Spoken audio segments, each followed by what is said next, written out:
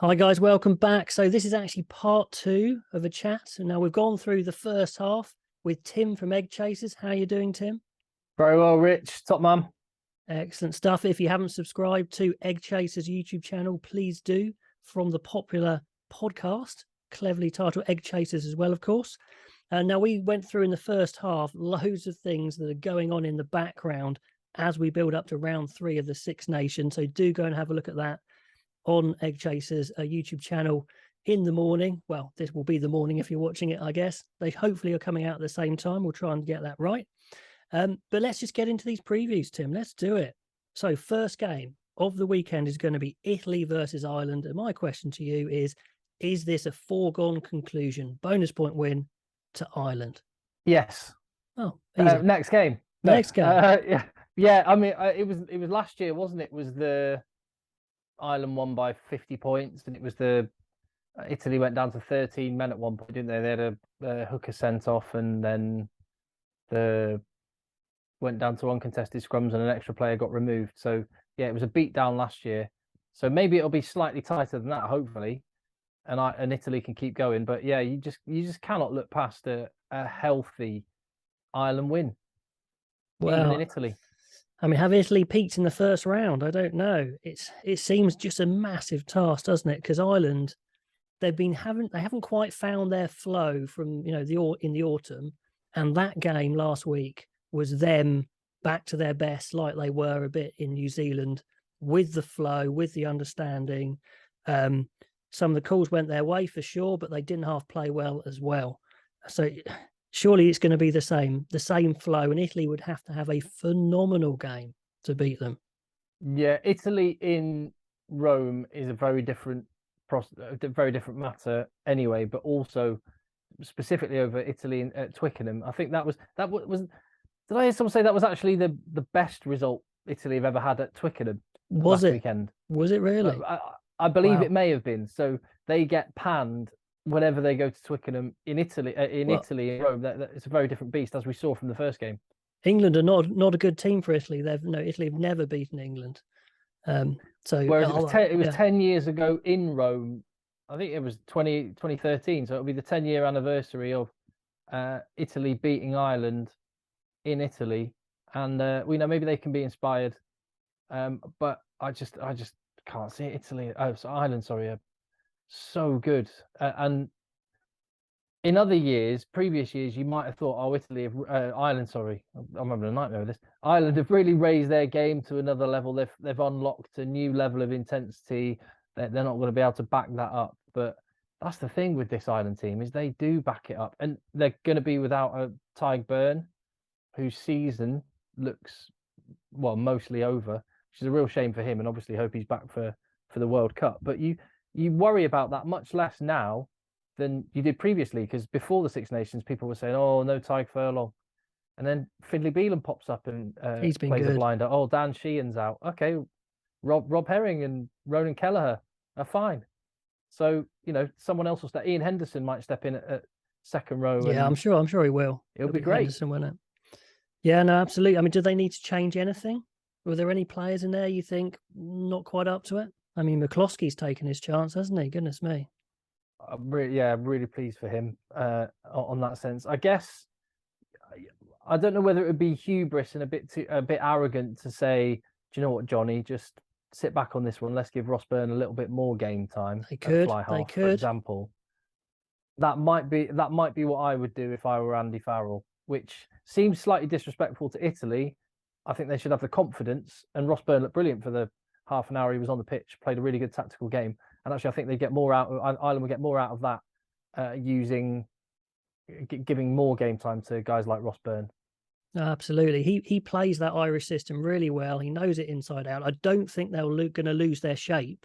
It's just, I think individually, is he just quite as good at maybe taking the ball to the line or making that little half break or that decision? So yeah, I think it's kind of the off the cuff kind of individual stuff that they might lose a bit out on, but I think they got to do it at some point, haven't they?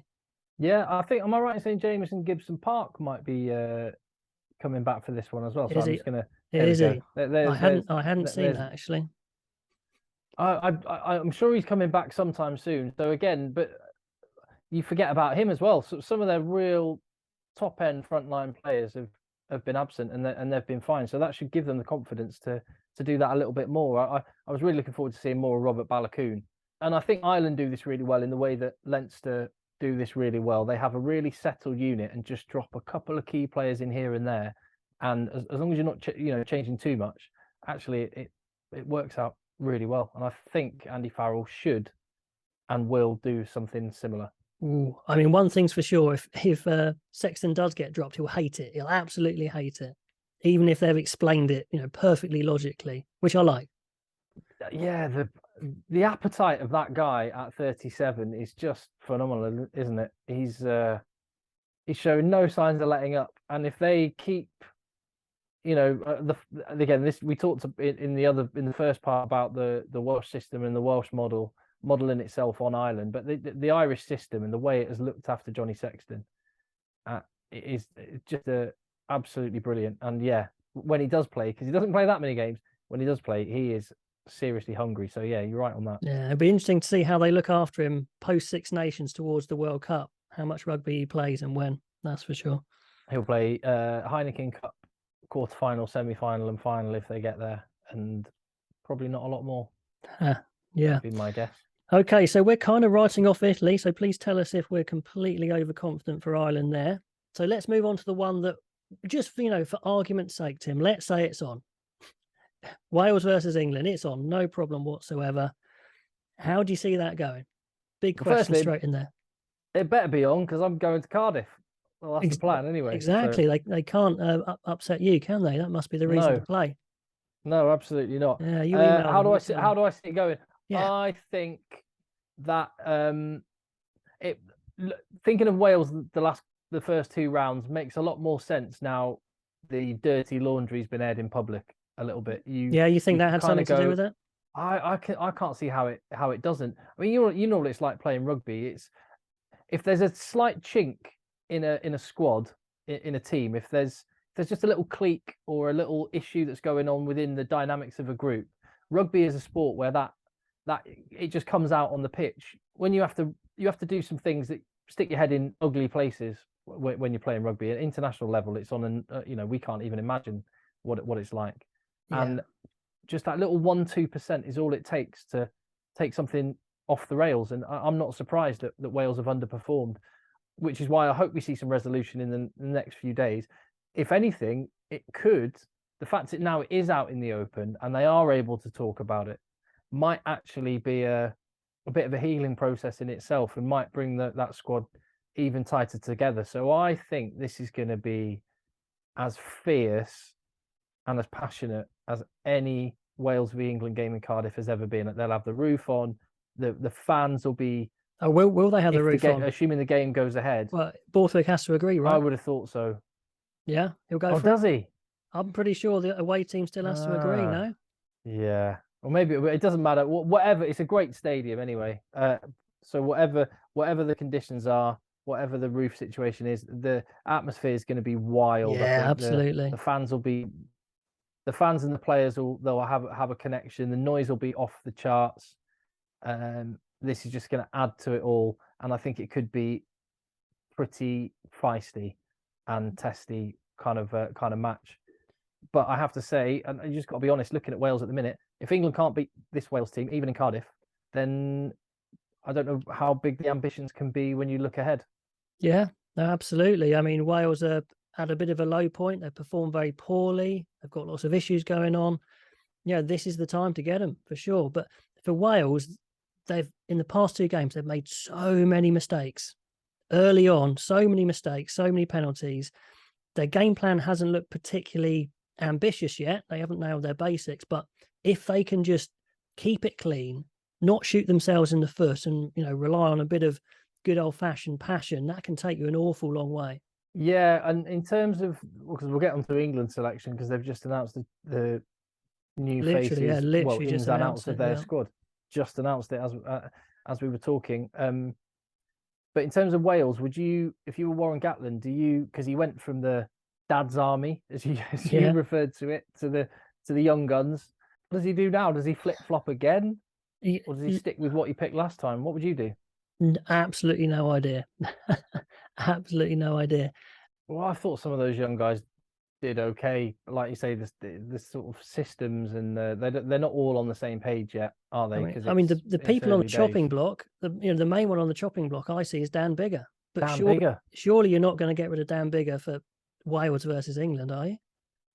I mean, if Gareth Ainscombe was available, maybe you would, but no, I don't see how you can, and I wouldn't either. Dan Biggar had a shocker last time out. He did, and that was quite unsavoury. Him, screaming at Rio Dyer in the way he did. That was a bit out of order. He does do that sort of thing, though. The petulance, it comes out. Dan Biggar is one of my favourite players, just because every time you think, oh, there's a new player that's going to take his spot, or there's this, he's like, no, I'm not having that. And he's through his whole career has been a series of people saying someone else is going to be ahead of him, and him going, nope, yeah, and batting them off. True, but I mean, he's only had 2 games under Gatland, and both have been poor. So if he has another poor game, I think he could be gone. Yeah, he's under serious pressure. Serious pressure. And does Gatland bring back Alan Wynne-Jones then? To start, yeah, I probably. That's what I mean. Know. Is that nightmare decisions? What is Warren Gatland thinking? What have I done? What have I come back into? Oh, well, let's get the viewers to sort this one out for us, Tim. Comments below. Who should he pick? All the old guard or more youngsters? I haven't got a clue. No, we don't have a clue. Let's go on to England swiftly then, because we've just had the squad out, the changes to the squad, and there's some serious reinforcements coming in here. Yeah. Namely, Tom Curry is in the squad, Courtney Lawes is in, and George Ford. So 3 very experienced players. I'll say it right now. I can't see any of those 3 starting purely because of the limited game time they've had. But any of them could go on the bench, or even all of them. I totally agree with you in terms of selection in the starting 15. I think all 3 of these players are very much in mind and highly likely, almost if they're fit, they will be in the World Cup squad for September. So with that in mind, getting them in and around the squad in a new group with new coaches and new ethos, I think as much time as possible together. And I think that's why they're back there, because they will be in the World Cup squad and they'll all be in contention to start in a World Cup if there were a World Cup final, let's say. But I agree with you. The game time they've had, Courtney Lawes and George Ford particularly, means that they will not be starting. Tom Curry was probably the one of the 3 that I could see back in the starting 15. But even then, I agree with you. I don't think he will.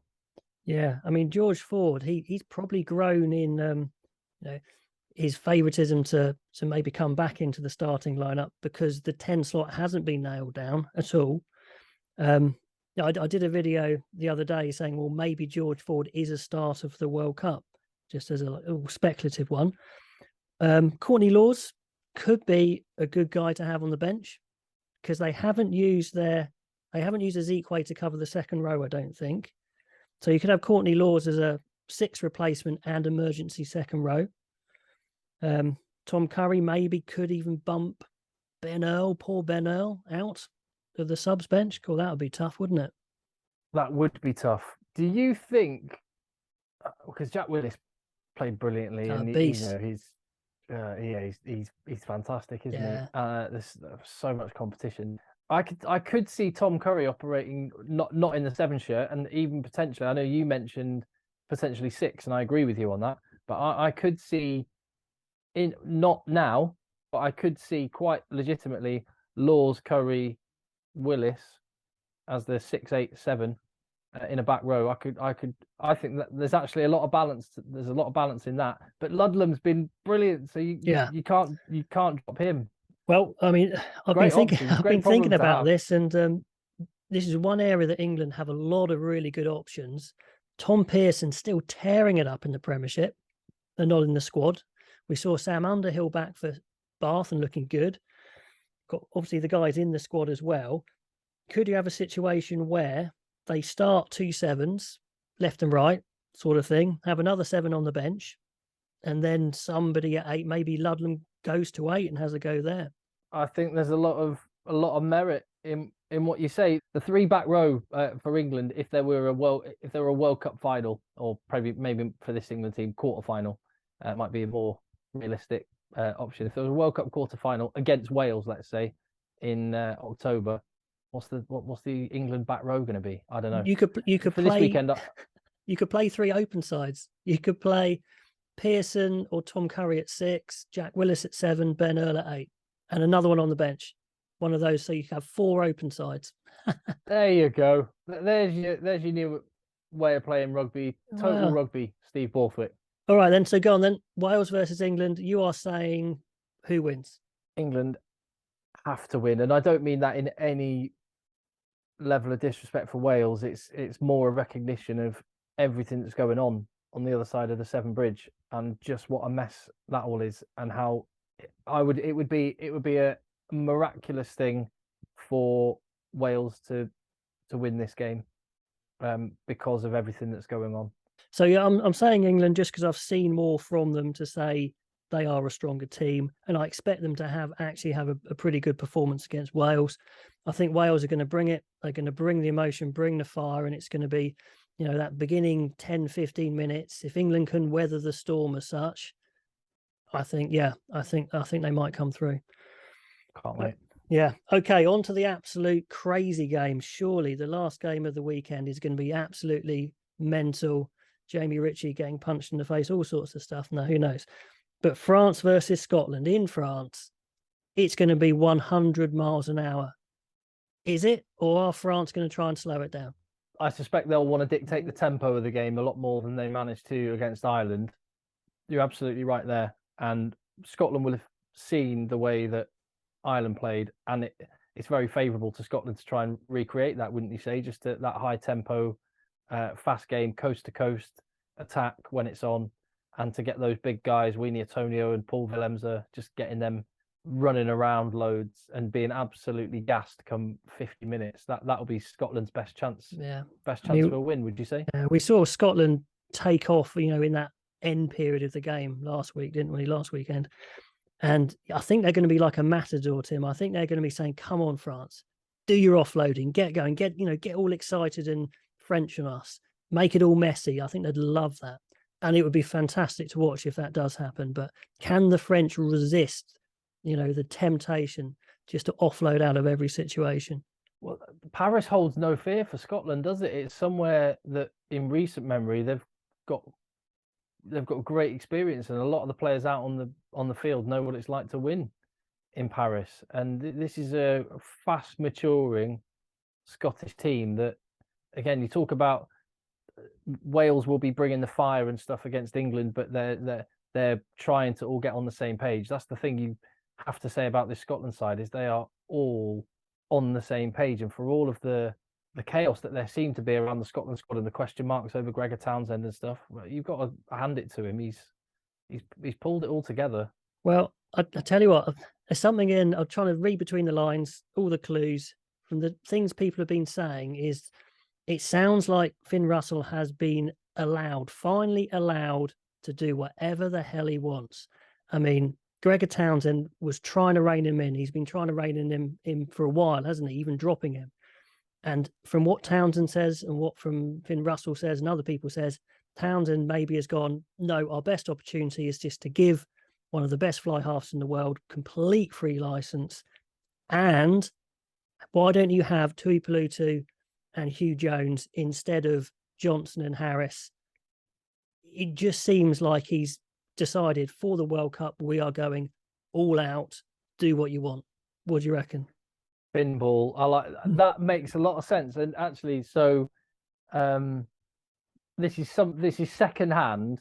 Okay, so and journalism side of things doesn't I wouldn't normally do this unless I've got this source firsthand. But as I understand it, in that dressing room at Twickenham a few years ago, when Scotland had them stage the incredible second half comeback and probably should have won,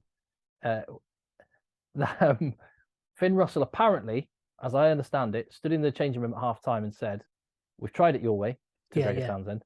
"We're not doing that anymore. Lads, this is what we're doing." And it was Finn Russell kind of in defiance, just saying, "We're doing this. We're doing it my way." and we saw what happened. And if Gregor Townsend has mellowed to that and is like, okay, yeah, that's actually the best thing for the team, then love it. I love it. Give that, yeah. He's a guy that they all love him as well. His teammates love him. Yeah, I mean, Townsend is coming for a lot of flack, and I know a lot of Scotland supporters don't really want him there. But if his decision is to basically say, I was wrong, and let's go for it, you've got to give him credit for that, haven't you? Absolutely. It's yeah, and never ever get on someone's back for holding their hands up and going, I was wrong, and changing it and making the right decision. It's the stubborn ones that refuse to accept any failings and move on from it, that are ones that deserve criticism. So if that is what's happening, bring it on, because that's just going to make watching Scotland even more fun. Okay, last thing before we go, how about this? If France lose, which they absolutely could, is that a major dent in their World Cup preparations? And I am saying, yes, it would be, because they've had 2 games where they've, some individuals have stood up and there's been some great tries, but team-wise, they are not looking, a flowing unit yet. I mean, Dupont was on an absolute mission last week as an individual, but if they have another disappointing penalty-filled, not putting their phases together game, there's issues. That's 3 games in a row for potentially the World Cup favourites. Yeah, and what's interesting with that is I'm sure they can tell themselves a story. Well, there's no Woki, and there's no Danty, and there's no Villiers, and there's the Malvaca on the replacement hooker, and the replacement props, and they can tell themselves that story, but it hasn't affected Ireland. And if you want to win a World Cup, you need a great squad. So I think they're under pressure at home, and I think this is I think you're right. This is a massive test of their World Cup credentials, and that layer of confidence that they built up with those 14 straight wins could start to crumble if they lose at home, 2 losses on the bounce. I think that's a great point. I think you're right. I think the pressure was on Scotland last week because that's the game they should have won, and they did. And now I think they go as a bit of a nothing to lose, and it's France who are under pressure. So go on then. Last thing then. So who is going to win? France versus Scotland. The win. I've got to say France. I would love to see Scotland win it and take it to a showdown against Ireland, but no, I can't see that happening. And I think the World Cup favourites are going to come to the fore in front of their own fans, and you're going to see a very different French performance. You're going to see a reaction. Well, we're definitely going to learn a lot about this French team, because we've seen them under pressure within the individual game, like against South Africa in the autumn, and against Ireland last week. We haven't seen them like this at home, with the expectation, a World Cup coming up, and all the pressure on their shoulders. So I can't wait to see how they handle it. But I think they will win. What do you reckon, Rich? Well, I think if they play like they have been playing, I think they lose. I think they lose. Well, I'm saying I think they'll win, but that's banking on them actually getting their act together. So I'm saying they get their act together and do come away with a win, but it's going to be absolutely, Scotland are going to be chucking that ball around, doing everything they can. It's going to be wild, I reckon. How much do you love the Six Nations, Rich?